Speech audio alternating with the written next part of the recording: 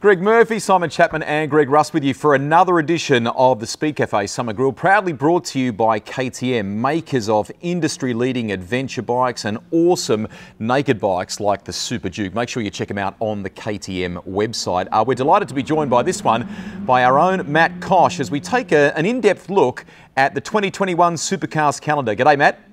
Yeah, it's going to be a bit strange at the start of the year not turning up to the streets of Adelaide.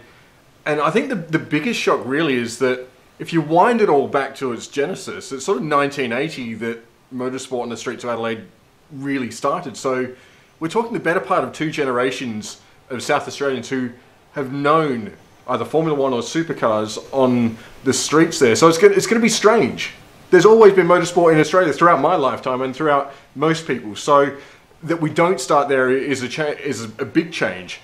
And it's one that we're going to have to get used to for a little while at least. The event might come back as it did when Formula One left for Melbourne in 1996, but it's different. The event has changed over the years. It certainly got smaller, and I think that sort of triggered the government into making what was a tough decision for us in the motorsport world. I think there's two parts to it though, isn't there, Matt? Because you know, with the whole COVID situation and the struggles to be able to put a calendar together, it was likely that the Adelaide 500 was going to get shifted at to some point later on in the season. But that announcement about being canned altogether was the bit that was really the shock, wasn't it? Yeah, that sort of came out of the blue. More the timing of that. I think the suspicion that Adelaide has been on borrowed time has been around for a little while, but the timing of the announcement and certainly dressing it up as COVID was a bit of a shock. Obviously, there are some risks involved in having mass gatherings, particularly in city centres, for the foreseeable future. So it makes sense to move Adelaide or street circuits to the back end of the year. But to have no Adelaide at all, yeah, that really did come out of the way. I mean, we've had a reduced footprint, we've had reduced crowds, all sorts of things have been, sort of making it likely or increasingly likely that event was going to disappear, not least of all the introduction of the Bend Motorsport Park at Tailem Bend, which is only an hour or so out of Adelaide. It's about the same distance as Malala in terms of time. So it's not a huge shock in terms of no Adelaide, it's just the timing of it and the fact that it was dressed up by the government to be perhaps a convenient excuse with COVID without that actually realistically being the true motive. I suppose one of the weird things to come out of it all was that there was a promise made by South Australian Labor that they'd bring the event back. We thought for all money that, okay, first of all, Adelaide's going to be pushed to the back end of the year. Then all of a sudden it was like, okay, it's not going to happen at all. And then we get the opposition party coming out and saying, well, actually, we'd like the event to come around too. So I guess it's not completely dead in the water yet, but people have really got to make some noise when it comes to 2023. Yeah, and this is smart political play by the opposition in South Australia. They've got nothing to lose at this point, do they? They can make all the promises they like and they're not going to be held accountable to them at this point. And it's also good from Supercars' perspective. It's a popular event, one that everyone's enjoyed going to for the better part of 2 decades. So absolutely, you agree to that. You signed that memorandum of understanding to say, yes, we'll have Adelaide back on the calendar, thanks very much. At the moment, there's no guarantees that will happen. Absolutely none. Let's not kid ourselves. Adelaide is off the calendar for the moment. We hope that will come back to us. But at the moment, it's a little bit of political posturing and not a whole lot more than that, unfortunately. Once it's gone, do you reckon it's going to be pretty hard to get it to come back, even if Labor have made that commitment? The key there will be what they do with the assets. And by those, I mean the walls, the grandstands, all of those sorts of things. And also if any legislation changes, there's legislation to enable them to construct these things in the parklands there, which normally you're not allowed to do that. They had to enact that for the Grand Prix back in the 1980s. So depending if there are changes to the legislation, depending what they do with those assets, if they sell them off, then obviously if you sell them off, then that's hard to bring them back. Not impossible, because the Adelaide Grand Prix material was all sold off to Melbourne. So the South Australian government has gone through this once before. But it's whether there's an appetite there, it's whether there's a budget there. This isn't an altruistic move by the South Australian government to host this event. They looked at it as a source of revenue, not like the Victorian government, which sees the Grand Prix as something that boosts the local confidence and morale of the residents. So it's a different mentality in South Australia. It will be difficult to get it back. It's not impossible, as I say, if the government changes over there and they are held to account for that promise, then we could be back in Adelaide in the near future. But for the moment, I don't think we should be holding our breath.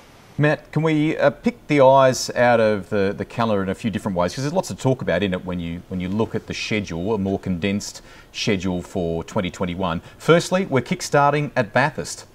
Yeah, and this is a smart move for a couple of reasons. Firstly, Supercars already had that date, courtesy of the 12-hour, and it was effectively a dead date. The international travel is such that they couldn't use that for its intended purpose. So they had this weekend there, sitting there in the palm of their hands.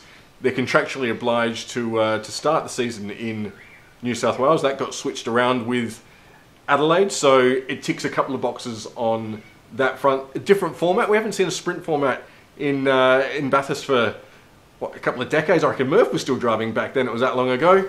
And thanks, Matt. So it's going to create a little bit of intrigue. And then we rattle on through the season more or less as it's been a slightly more condensed than normal. But I like it. I like the tempo of the season. There's a couple of big breaks in there for things like the Olympics, but on the whole, it's good. And it starts with Bathurst. It starts with that bang that we needed, given that we'd lost Adelaide. And it finishes also with, on the streets of the Gold Coast, which is clearly a fan favourite. And I think by the time we get there too, the fans are going to be absolutely hanging out for a massive finale. Yeah. And what a place to actually finish off a season. We love Newcastle, which we hopefully will see back in 2022. But, that was a great place to finish as well. But to be on the Gold Coast for the end of the season, that's just got party written all over it, hasn't it? Yeah, there's a massive party atmosphere around the Gold Coast. There always is. And it's going to give us a little glimpse of what it was when IndyCar was there back in the day, because we've got this real crescendo that's built up effectively over 2 years. Supercars hasn't been to the Gold Coast in 2020, so 2021 is the first time since 19. So you've got all this pent-up anxiety and excitement for Supercars. Add into the fact that it's the season finale. We're going to crown a champion, whether mathematically or on track. It's going to be a big finale to what is a big season. It's an important season for Supercars. I guess it's an interesting calendar too, because it's much more condensed than what we're used to. I think we were initially scheduled to have about 14 or 15 rounds in 2020. Obviously with COVID, we couldn't have that, but we're down to 12 for 2021. Obviously Sandown is an omission from the calendar, as is Newcastle, but Sandown could still play a bit of a role, couldn't it?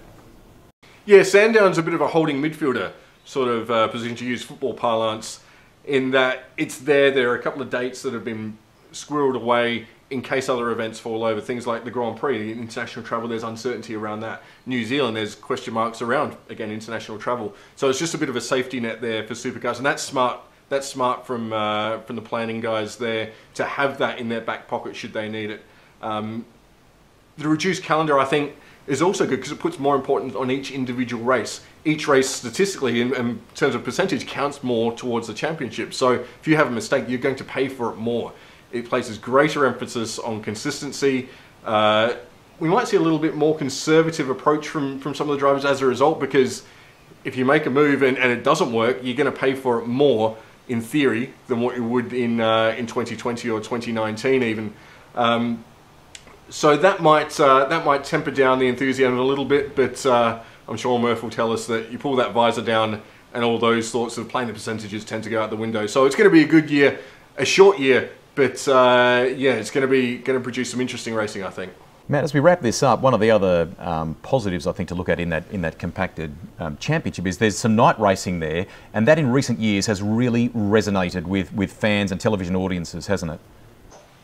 It really has. Supercars look fantastic under lights. Any motorsport looks fantastic under lights. You just look at Formula One with Singapore and the rest of those events. But we've got Perth, we've got Sydney as well. Potentially Gold Coast. That hasn't been resolved just yet.